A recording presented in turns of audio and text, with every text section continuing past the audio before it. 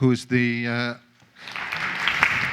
konstnärlig ledare, the artistic director of the Folkteatern here in Gothenburg. And one question I could start off asking you, Frida, is where do you want to sit? I can stand. It's okay. You want to stand? Yeah, Great. it's okay. Let's get this one out of the way. Been sitting so long. No, please, fine.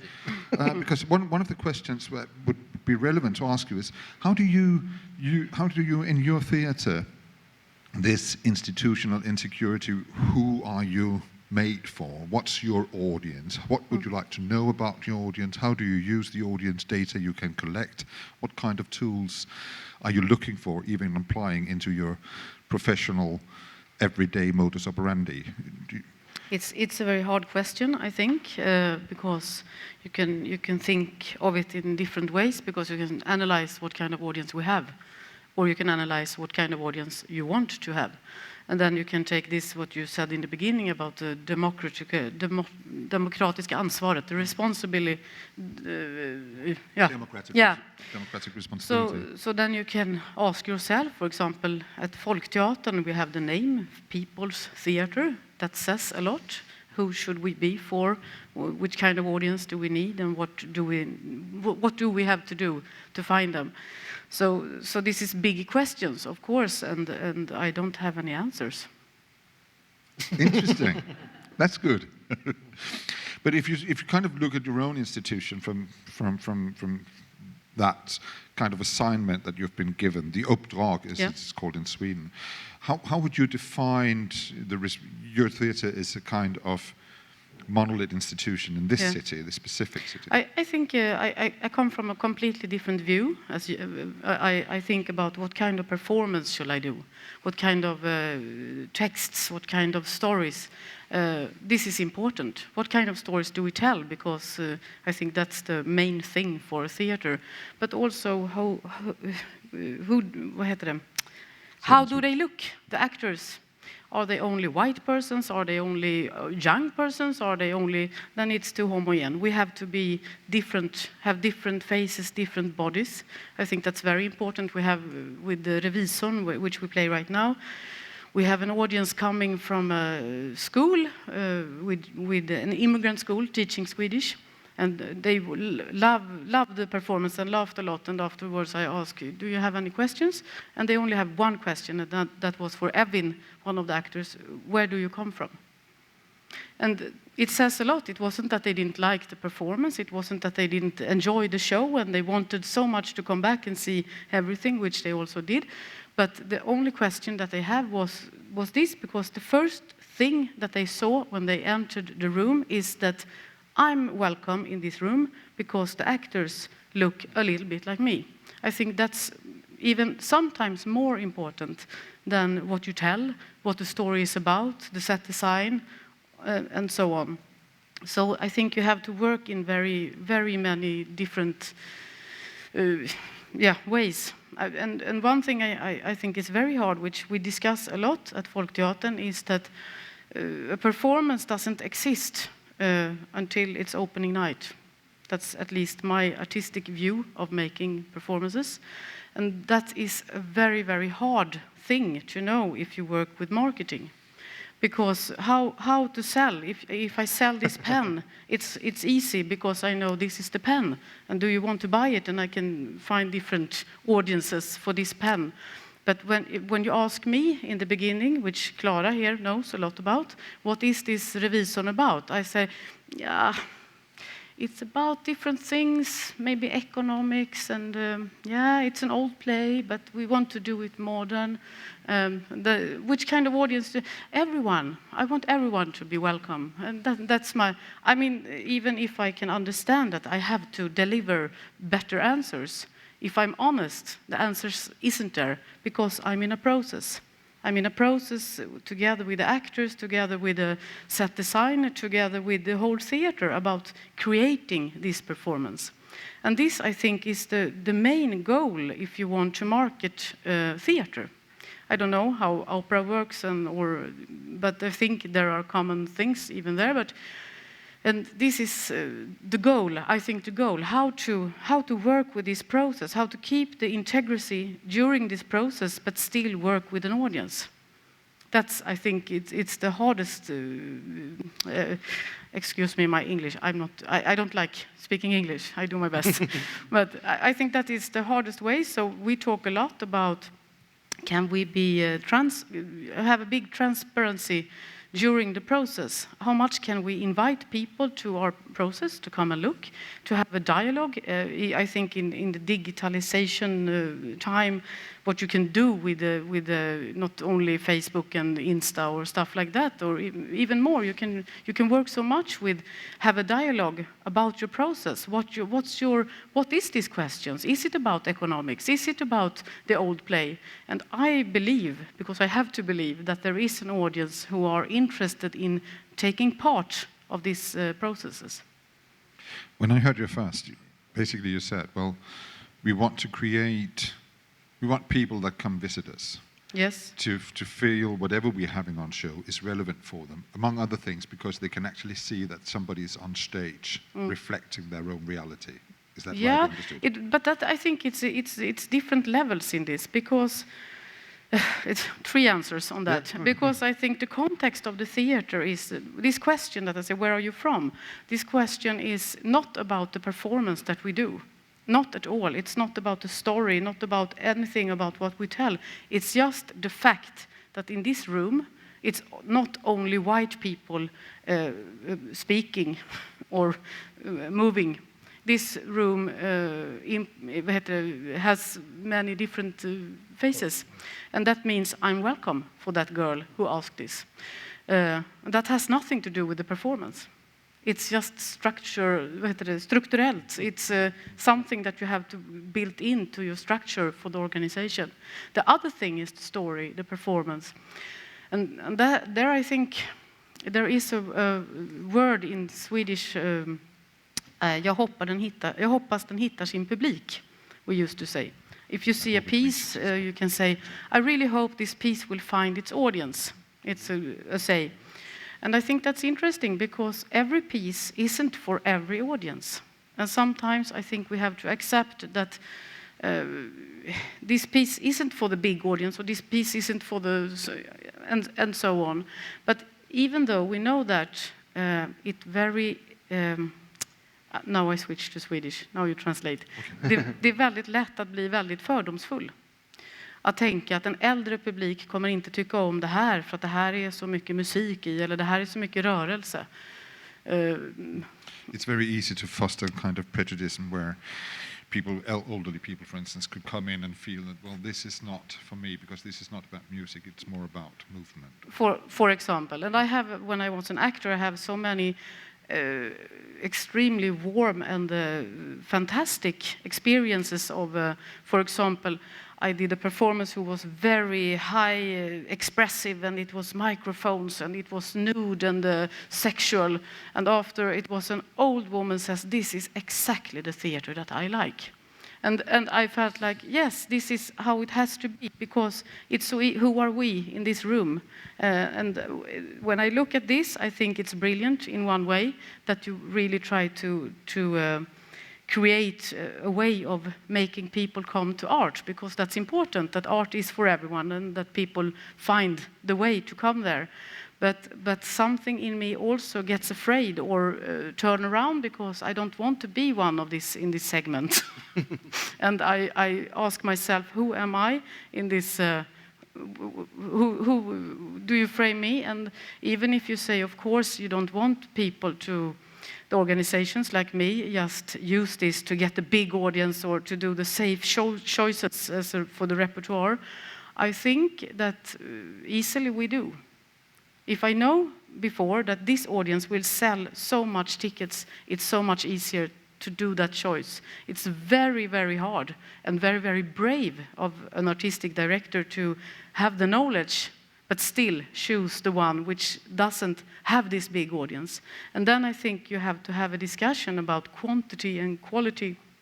And that's an artistic, it's not a critic about your work, it's a discussion which I think has to be beside that work. Det måste gå sida vid sida if you work with that kind of tool. Yeah.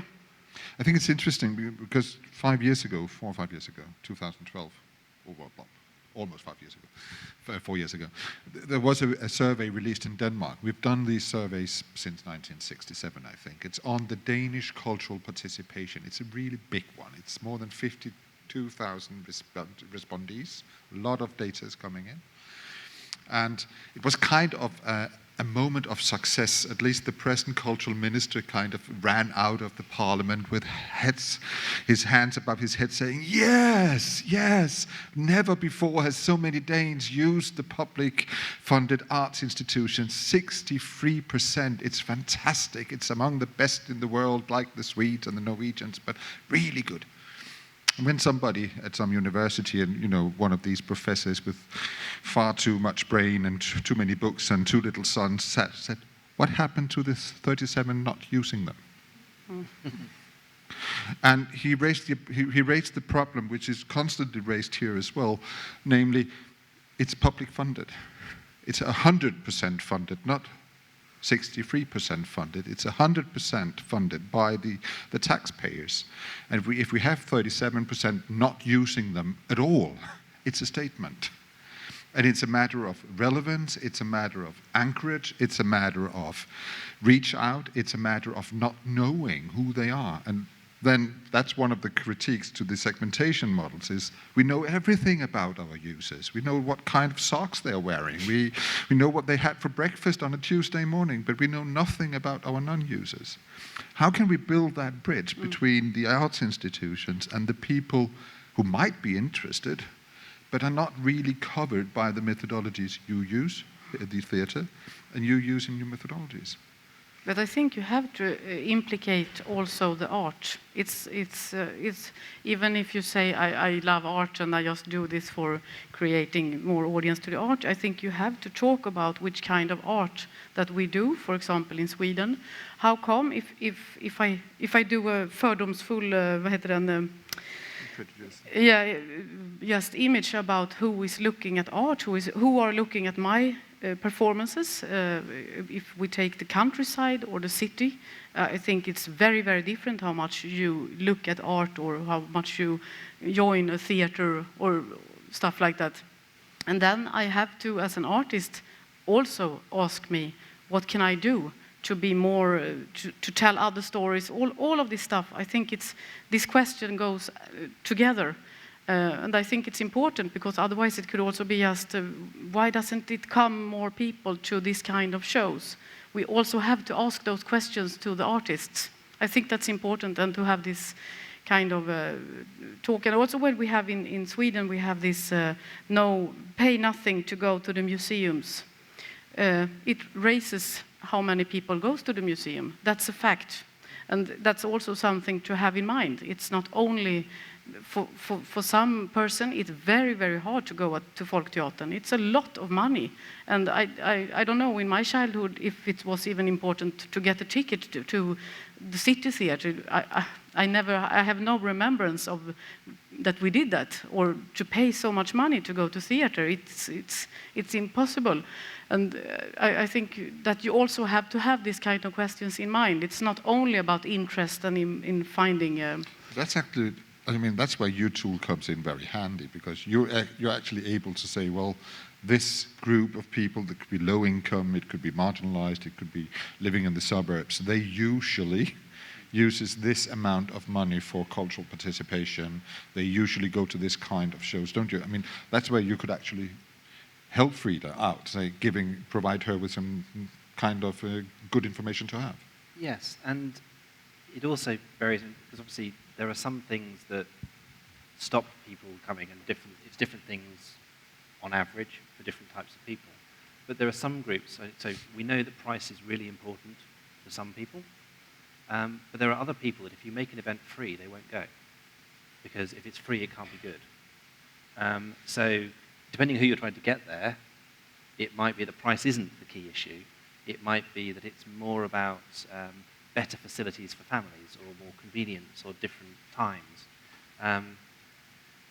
So it's a combination of things. I think there's I thought there was an interesting question around the question you mentioned about sort of bravery. If you've got a sense that this is a thing that is worth doing, and yet we've got some information that says it may not get an audience. I think that's one that I'll keep thinking about, I'm sure. But one of the things it might allow you to do is have a conversation at the outset that says, we already think this is worth doing and why. And if there aren't that many people that come, it's not because we don't know our job and we thought it would be popular and it isn't. We set out to do a particular thing. Did we succeed in doing the thing we were trying to do? So in some ways it can help with some of those conversations as well as be a challenge.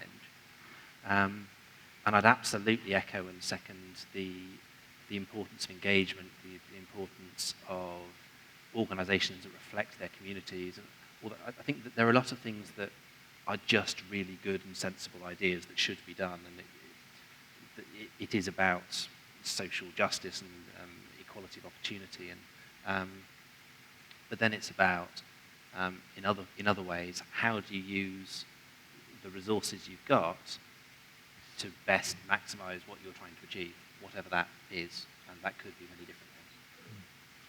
Do you want to comment directly? No, I just comment. In the Modern Art Museum of Stockholm, it was still the big audience, even those that you say would not come if it's for free. I'm sure that they were at the Modern Art Museum in Stockholm when it was free. Yes.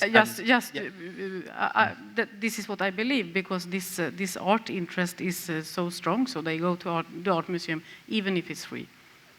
Yes, I think museum and galleries are different. Yeah. Because we had free entry brought in 1998, I think, and it definitely increased numbers across the board. And actually, ironically, at the risk of contradicting myself, it increased the numbers most for the people that tended to go most anyway. I think it's sometimes different for performances where it's a one-off occasion and risk. Because if a place is free and you can walk in and out and it's always there, then to some extent you'll hear from people that, you know, if the Tate is free, it's not because the Tate isn't good. Here in Sweden, there is, depending on which colour the government has, there's a constant shift between free entrances and fees having to be put at the entrance. What I experienced having free entrance was that the usual suspects came 10 times instead of 7, which is, of course, very nice, but it was still relatively difficult to build the bridge to the non-users or to build the bridge to the people that we knew very little about, and to use the tools to reach for the segments that were not the key segments of an arts institution, which is still quite an interesting thing, because that approaches this topic where your braveness comes in, where it's about what is put on stage, what is put on as an exhibition, to what extent is that made relevant, and to what extent are we extending what is mainstream, which is one of the challenges for many arts institutions. Yeah, not only what is mainstream, I think it's also a question about what do you think art should be about? What kind of room is art? And I can only speak for what I think theatre should be about. And for me, it's not. Of course, the audience is very important, that you speak to someone, because otherwise there is no theatre. But I think it's a question of reflection about society, reflection about what's happening right here, right now, what my experience are. It's a way of looking at reality, which media doesn't. It's impossible for media, because they say blah blah blah. If you can do it as an article, you shouldn't do the piece. That's a good goal to know if you should do the piece or not. But and if you think like that, then you have to be, as an artist, a troublemaker, a question teller. You have to be jobbig, besvärlig. Yeah, you have to be a difficult person to... A difficult person, yeah. It has to be why. Why does this happen? Why is it like that? Or why do I see things like this all of the time? I don't like it, or I like it, or I want to... And then you have to put it on stage, or you have to make a photo, or you have to do something about it, because it's... And you want to trouble other people with the same troubles that you have yourself. And that's a way, that way of thinking is so far away from thinking which kind of audience do this troublemaking that I work with has. It's very, very far away to that thought. And I think that sometimes in theaters creates a conflict between this, have to sell it, have to find an audience, have to make people come and look at it, and also with the artists' conflicts or integrity, or we just want to do this, and stuff like that. So, yeah. But also this makes another question in me. I talked yesterday with my bank office over the phone, and they said, now we have to, for your own security, we want to tell you many questions. So they start to ask me so many questions about different things in my life and who I am and what do I think about different things. And I was like, this doesn't feel good. Nah, I understand, he says, but this is for your own security. You know, we are a bank, and for being a good bank, we have to know who you are. And the more that we know about you, the better work we can do as a bank. And this, I don't, it's not far away from this, that the more I know about you, the better we can sell performances for you. And I'm ambivalent. Can you say that word in English? Yeah. And ambivalence, because I also feel this new society that we are heading for. I read discussions over Facebook that people are really mean to each other, and I wonder sometimes, do they know that everyone can read this? Or Twitter, that it's now when I put it out, it's everywhere. And you says also there, we could put on Twitter what everyone says about your performance, and that could be a data. And I'm not sure if I'm completely in love with that thing.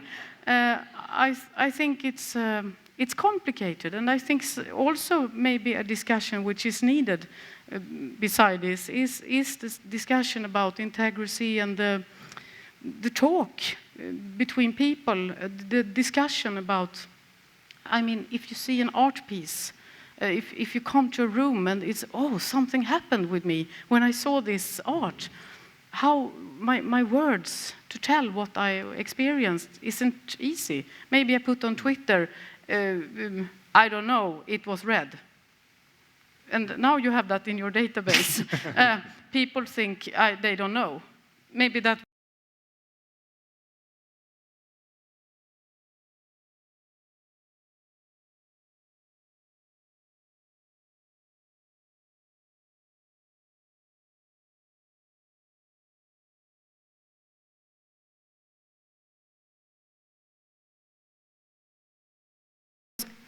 every fact is about the viewer. I mean, when you give me the fact, it's about who am I when I view the fact? What kind of analysis do I do from this fact? So I think it's also complicated. Yes. Please, Yeah. a short comment. And I think that there's something really interesting about the way that I think within this sector that artistic and marketing people need to find better ways of having those conversations.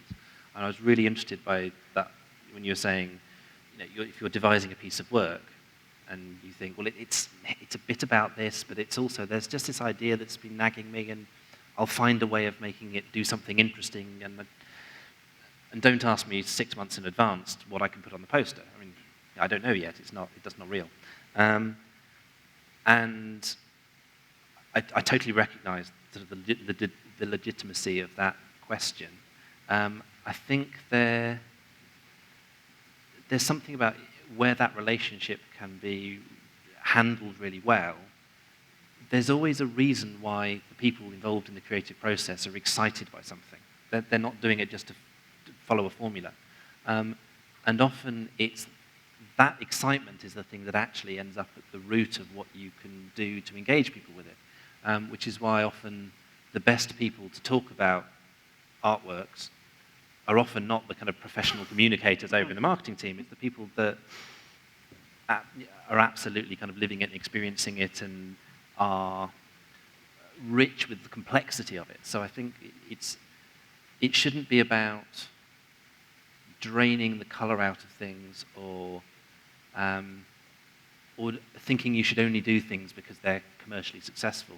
I'm almost saying with segmentation that it's not about treating groups of people the same so much as not treating everybody as one big group. It's kind of, at least you're putting some distinction in there and saying, if what we do is brilliant for these people in lots of rich and interesting ways, then that's good. It doesn't have to be the same thing for everyone. And some people want that kind of provocation and agitation and maybe things that are politically more difficult or whatever.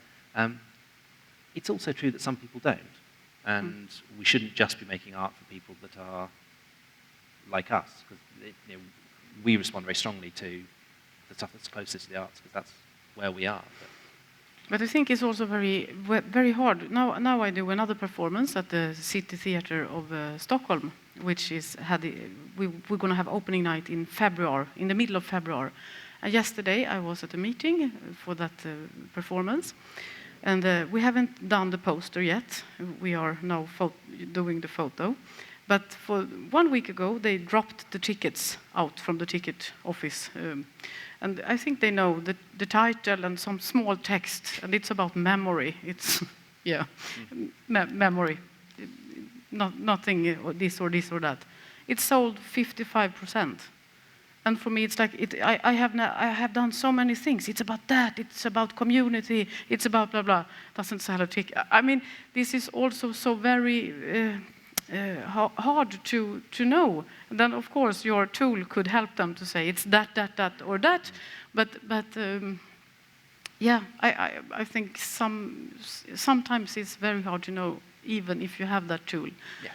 And I think that's a fantastic pause button being pressed here, because to some extent we have now placed the first small bricks in the puzzle, and they're not right next to each other, but they are both in the puzzle. And it is about democracy.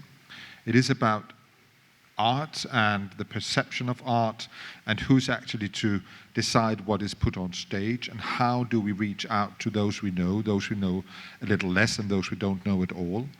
It is about how we use the tools, and how the tools maybe even might misconduct us. And it's about the questions that we raise. It's about, basically, I hear both of you saying, start trying questioning your own modus operandi. Look into what you really want to achieve. And with that, having seen the first yawns, feeling that the very slight of the atmosphere of energy is kind of weaving up the windows here, I think it's time to get a caffeine kick. So now there is a coffee break, and I will see you back after the break, and look forward to hear what